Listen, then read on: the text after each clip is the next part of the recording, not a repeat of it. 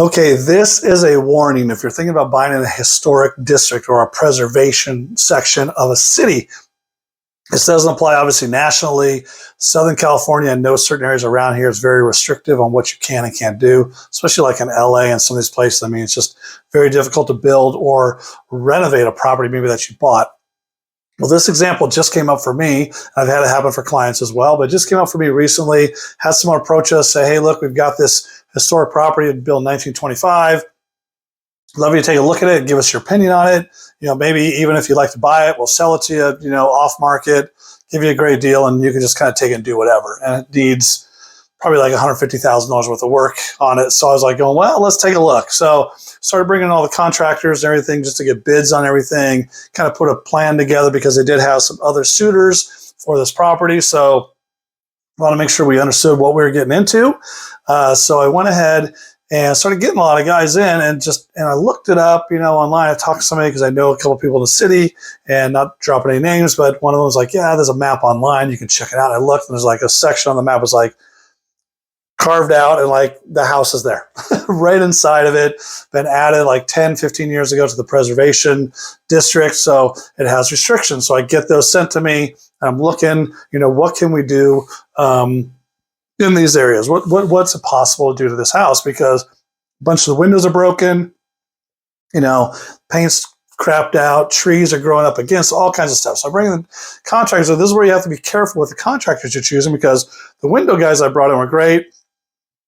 Great price to replace all the windows. Yeah, we'll put newer windows in, vinyl, double pane, blah, blah, blah, the whole thing. Great. Okay, well, what about permits for those guys? Well, these are all replacement windows. Just pop them out, pop them in. You don't need any permits for those. We'll come on a Saturday when no one's going to bug you. Don't worry about it. I'm like, oh, okay, great. Well, I'll think about it. Another guy, hey, you need to remove a bunch of trees on this property, on the curbside type of thing.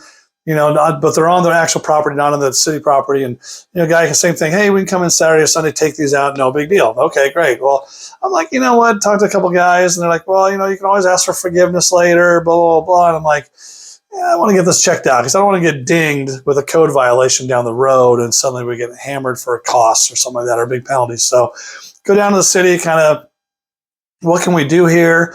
And he's looking at me and go, well, here's the window, specs. I said, well, they said kind for kind. I said, yeah, but you have to do this. And lots of steps to go through to be able to just change out the windows. The permit process, it can go over the counter, but you've got to pictures of the original windows, pictures of the new windows, the dimensions of those, how they're built, and all these different things. And so you have a lot of things to do. And then the trees for a historic property, you have to go through the city arborist. And the arborist has to give you the okay to take certain trees down if that's okay. So it's a much bigger process than you think. And I've sold homes in historic areas as well. I know people always ask that I send them to the city because you can't always just come in and just paint the house, do whatever you want, cut trees down, do all that type of stuff. It just doesn't work that way in these districts. So you definitely want to be careful of that. I have some experience with that in Southern California. We've been to the city plenty of times, many of the different cities around here, and had these discussions with them. So I have a pretty good handle on that. If you have certain questions, just reach out to me. I'd love to answer those questions for you. I can do the research for you as well and help you out. But anything you need, that. But just be careful when you're building a historic district or buying in a historic district or a historic or preservation area, because there's a lot of things that can happen. And actually, here's a great story.